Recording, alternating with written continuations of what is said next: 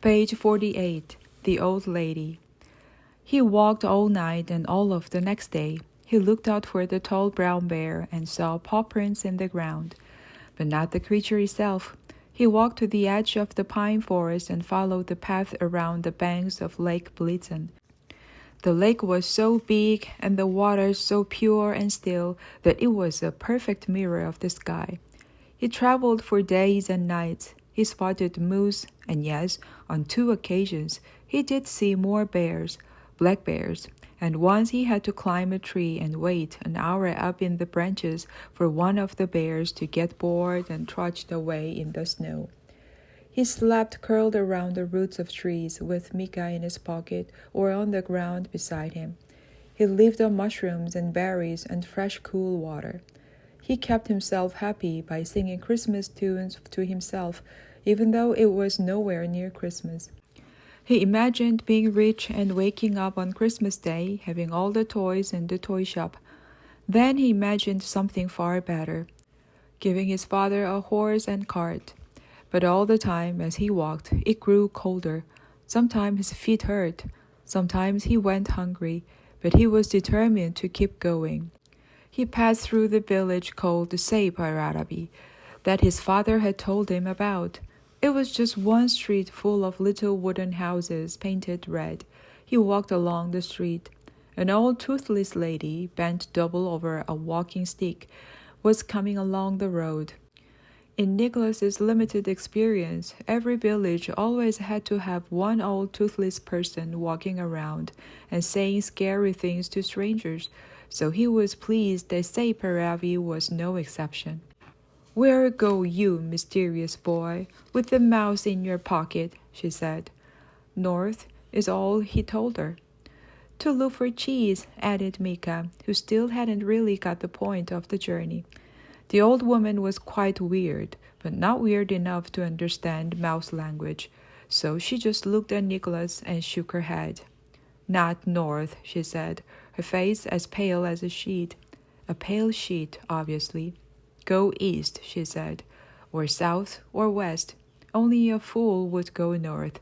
No one lives in Lapland. There is nothing there." "Well, I must be a fool," said Nicholas. "There is nothing wrong with being a fool," said a fool, with little bells on his shoes, who was passing by. "The thing is, I'm looking for my father. He's a woodcutter. He's called Joel. He wears a red hat. He has very tired eyes. He only has 9.5 fingers. He was with 6 other men. They were on their way to the far north." The old woman considered him. Her face creased like a map, and speaking of maps, she pulled out something crumpled from her pocket and handed it to him. A map. "There was some men, yes, now that I think of it, 7 of them. They came through at the start of the summer. They had maps." Nicholas felt a surge of excitement. "They dropped this one." "Have they been back?" The old lady shook her head. "I tell you, those that go north never return." "Well, thank you so much," said Nicholas. He tried to smile to hide his worry. He had to give her something, so he decided upon berries, as he didn't have much else. Please have these berries." The old lady smiled in return, and Nicholas saw that her gums were brown and rotten. "You will need all the warmth you can get." And Nicholas, who could feel that even Mika, through relatively warm inside his coat pocket, was beginning to shiver, took the gift and thanked her again and went on his way. On and on he walked, following the map, over ice-covered plains and lakes and snow-covered fields, and through forests full of spruce trees. One afternoon, Nicholas sat down underneath one of the snowy spruce trees and checked his feet. They were covered in blisters. The only bits of skin that weren't covered in blisters were bright red, and his shoes, which had been tatty to start off with, had practically fallen to pieces. "It's no use," he told Mika. "I don't think I can go on. I'm too tired. It's getting too cold. I'll have to go home." But even as he said the word home, he realized that he didn't have one. There was the cottage in the pine forest, but that wasn't home anymore. Not with Aunt Carlota living there. Not when he wasn't even able to sleep in his own bed. Listen, Mika, he said, feeding them mouse on mushroom. It might be best for you if you stayed in this forest. Look at the map. I don't know if we'll make it. Nicholas and Mika peered at the map, but the path they had to follow was unclear. The map had no straight lines on it. It was just one long curved path weaving through forests and around lakes, toward a large mountain. He knew the mountain was large because it was called on the map Very Large Mountain. He lifted the mouse out of his pocket and placed him on the ground. Go on, Mika, leave me. Look, there are leaves and berries. You'll be able to live here. Go on. The mouse looked up at him. Leaves and berries? Don't insult me with talk of leaves and berries. Seriously, Mika, it's for the best. But Mika just crawled back onto Nicholas's foot, and Nicholas put the mouse back in his pocket. Nicholas rested his head on the mossy ground and pulled the old lady's shawl over him, and right there, in daylight, he fell asleep. As he slept, snow fell. He had a dream about being a child and going to the hills near the Lake Blitzen. His father pushed him on the sleigh as his mother laughed. He was so happy inside that dream. There was a scratchy feeling and he sprang awake. Mika was pawing at his chest and squeaking with fear. What is it, Mika? I don't have a clue, squeaked Mika, but it's really big, and it has horns on its head. Then Nicholas saw it, the creature. It was so close that for a moment he didn't know what it was. It certainly seemed large from where Nicholas was sitting, but it wasn't a bear. It was covered in dark gray fur and had a broad, strong-looking head, like a moose, but definitely not one. The creature's chest was heaving with deep breath and wasn't gray, but as white as the snow. The animal was making strange noises, as if it was a pig crossed with a wolf.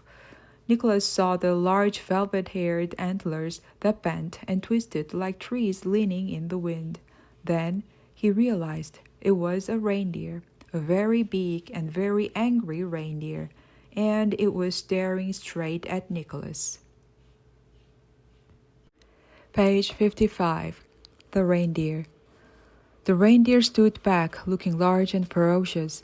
Its dark gray fur was the color of the storm clouds above. It moved its giant head from left to right and then up, and let out a strange grunting roar as a roll of thunder crashed in the sky. Mika squeaked meekly in fear. Nicholas clambered to his feet. Good reindeer, good boy, good boy. Are you a boy? Nicholas looked. You are a boy. It's all right. I'm not going to hurt you, okay? I'm a friend. The words had no effect. In fact, they made the reindeer rear up on its hind legs. The animal towered above him, and its front hoofs came within an inch of his face, kicking the air in anger. Nicholas backed into a tree. His heart was pounding like a drum.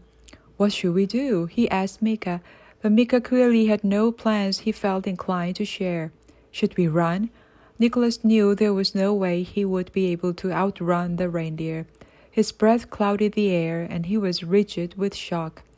The reindeer was a big, heavy mass of muscle and fur and clouded nostril breath. Through the stormy air it came, wild, grunting, huffing, with its head low and the large antlers pointing directly into Nicholas' face. This must have been the largest and most furious reindeer in the whole of Finland. Lightning flashed across the sky. Nicholas glanced up. Hold on tight, Mika, Nicholas said, and he jumped up, grabbing the branch just above him with two hands, and swinging himself out of the reindeer's path as thunder rumbled. The reindeer collided straight into the spruce tree as Nicholas hooked his leg around the branch and held on even tighter. Nicholas was hoping that the reindeer would eventually get bored and leave him in peace, but the reindeer stayed there, pawing the ground and circling the tree. Nicholas noticed something. The reindeer was hobbling. There was a thin, broken line of wood sticking out of one of its hind legs. It had been shot with an arrow. Poor creature, thought Nicholas. Just then, Nicholas felt a branch crack beneath him, and he plummeted toward the snowy ground, landing hard on his back. Ah! He was in shadow, the reindeer above him. Listen, Nicholas gasped. I can get it out. He mimed the action of pulling an arrow out of a leg. Reindeer, as a rule, aren't very good at understanding mime. And so the reindeer swung its head around, its antlers crashing into Nicholas' ribs. This caused Mika to fly out of his pocket, somersaulting through the air and colliding with the tree. Nicholas clambered to his feet, fighting off the pain. You're hurt. I can help you. The reindeer paused. It made a grunty, snuffling sound. Nicholas took a deep breath, summoned up all the courage he possessed, and edged forward. He gingerly touched the reindeer's leg just above the arrow. He stopped. The arrow feathers were gray. This was exactly like the arrow that had been fired at the bear. This was an arrow belonging to Anders the hunter. They've been here, Nicholas thought aloud. Then he scooped some snow in his hands, remembering how his dad had once helped the moose. He patted snow around the wound, where the arrow was piercing the skin. This will hurt, okay? But afterwards, you will feel better. The arrow was stuck deep in the flesh, but Nicholas saw that the blood had hardened, and he realized that the arrow had probably been stuck there for days, if not weeks. The poor creature was moving again now, yanking its leg from left to right in pain. Then it made a deep, anguished moan. It's all right, Nicholas said as he pulled the arrow out. The reindeer shivered from the shock a little, and then turned and bit Nicholas's thigh. Hey, I'm trying to help you. And then the reindeer bowed its head and stood still for a moment. Here, said Nicholas, summoning up the last bit of courage he had. He scooped up some more snow and patted it on the wound. After a couple of minutes, the reindeer stopped shaking and seemed calmer. The clouds of air coming out of his nostril grew smaller, and it started grazing in the snow, looking for tufts of grass. Sensing that the reindeer would finally leave him alone, Nicholas stood up on his aching, blistered, freezing feet and brushed himself down. Mika ran over and jumped into its coat pocket. They both looked up and saw the largest, brightest light in the night sky, the North Star. Nicholas checked around him and saw a large lake to the east and ice plains to the west. He looked down at the map. They needed to walk directly north in the straightest line possible. He started walking in that direction, crunching through the thickening snow, but after a little while he heard footsteps. The reindeer. Only this time it wasn't trying to charge him. It just tilted its head like a dog might. I don't like that scary moose with trees growing out of its head, grumbled Mika. Nicholas carried on walking, and every time he stopped to look back, the reindeer stopped too. Shoo, said Nicholas. You don't want to come with us, trust me. I still have a long way to go, and I'm not much company. But the reindeer kept following him. Eventually, after several miles, Nicholas grew tired again. His legs felt heavy. He could see the soles of his feet through his shoes, and his head ached from cold and exhaustion. The reindeer, though, despite its injured leg, didn't seem tired at all. Indeed, when Nicholas was forced to stop and rest his legs and take the pressure off his blisters, the reindeer walked in front of him, and noticing Nicholas's damaged shoes and injured feet, lowered its head and knelt on its front two knees. You want me to climb on your back? Nicholas asked. The reindeer made a snuffling, grunting sort of sound. Is that yes in reindeer, Mika? What do you think? I think no, said Mika. Nicholas's legs were so tired and his feet so painful that he decided to risk it. You do realize there are two of us, my mouse and me. Is that okay? It appeared to be. So Nicholas climbed on the reindeer's back and, well, did what he always did. He hoped for the best. Page 62. Something red.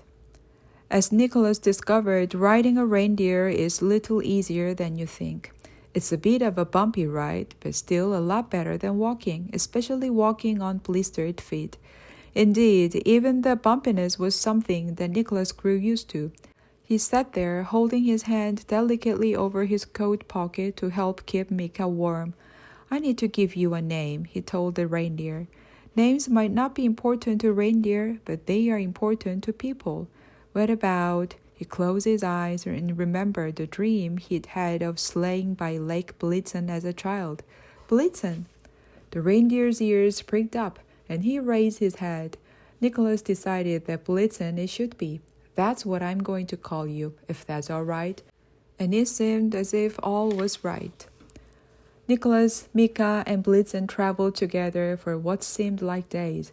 It got colder and colder, and Nicholas was thankful for having Blitzen, the old lady's shawl, and Mika to keep his hand warm in his pocket. He often leaned forward to hug the reindeer and to feed him from the small supply of mushrooms and berries he kept in his right-hand pocket. Eventually, the landscape became entirely white, and Nicholas knew they were at the empty bit on the map. The snow got deeper and the wind got harsher, but Blitzen proved tough. His strong legs and sturdy frame powered through the deepening snow.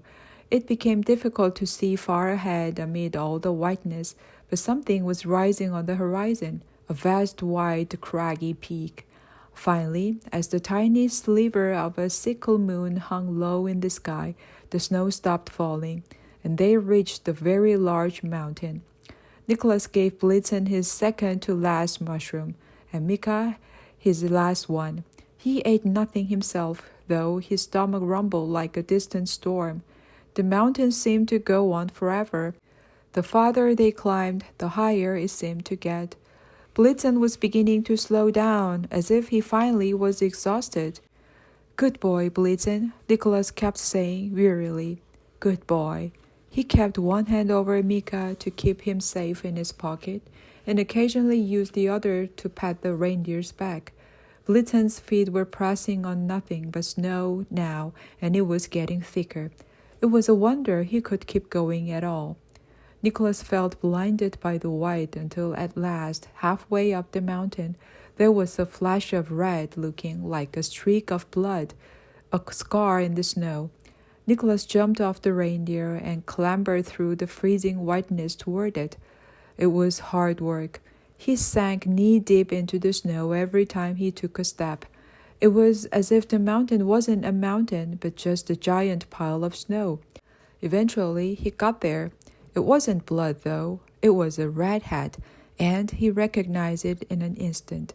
It was his father's red hat, the hat he had made from a red rag and a fluffy white cotton bubble.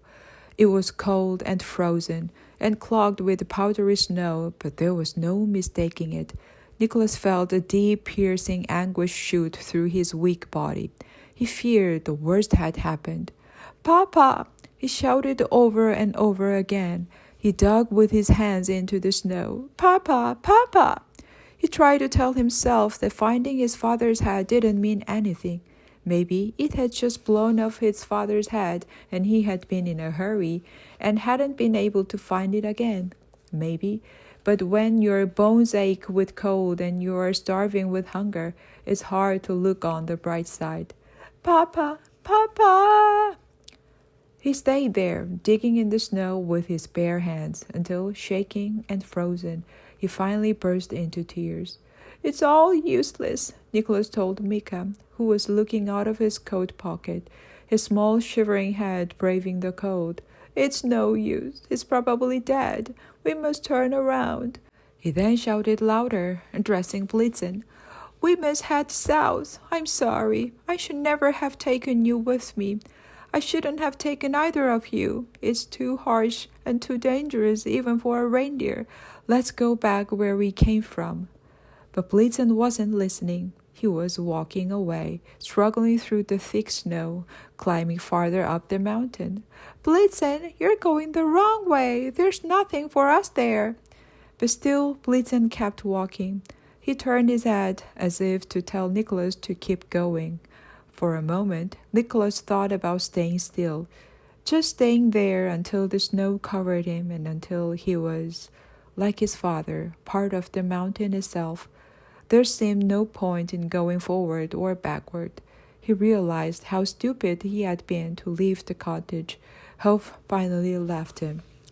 It was so cold his tears froze on his face. He knew it wouldn't take him long to die. Shivering, he watched Blitzen climb. Blitzen! He closed his eyes. He stopped crying, waited for the chill to leave his bones and peace to come at last. But in a matter of minutes, he felt a gentle, tender nudge against his ear. Opening his eyes, he saw Blitzen's unblinking eyes behind a cloud of warm breath, looking at him in a way that made him think that Blitzen understood everything. What was it made Nicholas climb back on the reindeer? Was it hope? Was it courage? Was it just the need to finish what he had started? One thing is certain. Nicholas felt something beginning to burn inside him, weak and tired and cold and hungry and sad as he was. He grabbed hold of his father's hat, shook off the loose snow, put it on his head, and climbed back onto the reindeer. And the reindeer, tired and cold and hungry as he was, carried on walking up that mountain, because that is what mountains are for.